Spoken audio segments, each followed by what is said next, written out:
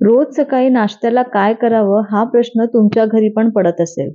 पण एखाद्या दिवशी जर रात्रीचं काही उरलं, जसं आता आज माझ्या चपात्या खूप उरलेल्या होत्या, तर म्हटलं आता काय करावं?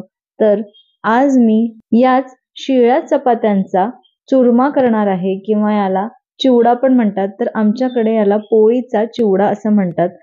आणि असं आवश्यक नाहीये की पोळ्या उरल्या त्यानंतरच हा चिवडा करायचा. तुम्ही गरम पोळ्यांचा पण चिवडा करू शकता आणि पोळ्यांच्या ऐवजी तुम्ही भाकरीचा पण उपयोग करू शकता. म्हणजे जर रात्रीची उरलेली भाकरी असेल तर ती पण या पद्धतीनेच करू शकता. चला तर सुरुवात करूया. नमस्कार, मी सोनल्स रेसिपीजमध्ये तुमचं खूप खूप मनापासून स्वागत करते आणि आजच्या आपल्या या पोळीच्या चिवड्याच्या रेसिपीला सुरुवात करूया. तर इथे माझ्याकडे 5 पोळ्या उरल्या होत्या. तर याच मी मिक्सरच्या पॉटमध्ये घालून घेत आहे आणि याला अशी या पद्धतीने बारीक ब्लेंड करून घेणार आहे.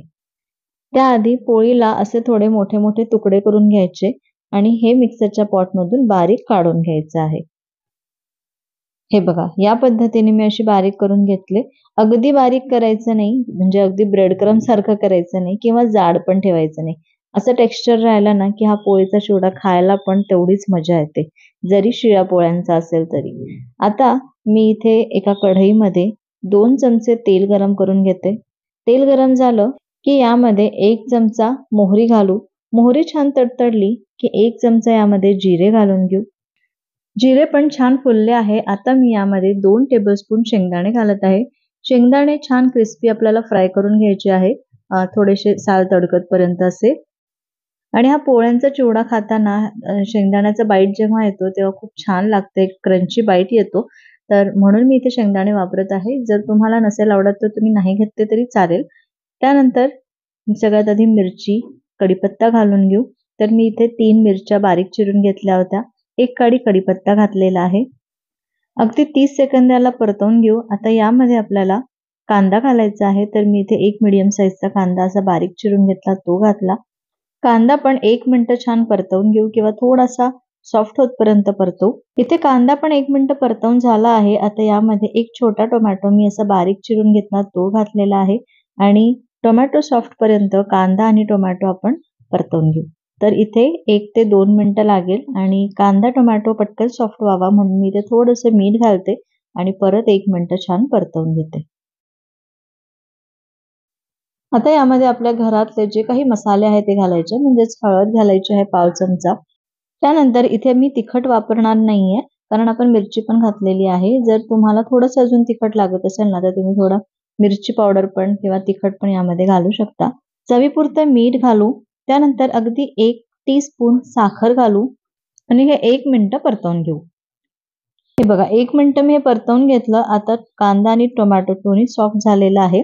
आता यामध्ये जी आपण पोळी किंवा चपाती बारीक करून घेतली होती मिक्सरच्या पॉटमध्ये, ती यामध्ये घालू आणि हे सगळं छान एकजीव करून घेऊ.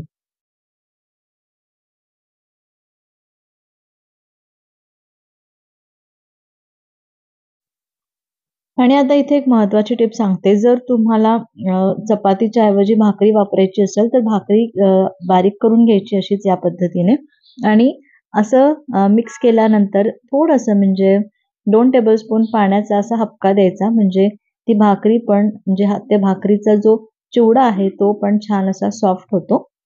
अगदी असा कोरडा-कोरडा लागत नाही किंवा थोडीशी तुम्ही वाफ पण काढून घेऊ शकता 1 ते 2 मिनिटं. तर आता इथे पोळीच्या चिवड्याला आपल्याला वाफ काढून घ्यायची गरज नाहीये. मी जस्ट मिक्स करत आहे आणि 1 ते 2 मिनिटं याला छान मिक्स करायचं, छान गरम होऊ द्यायचं.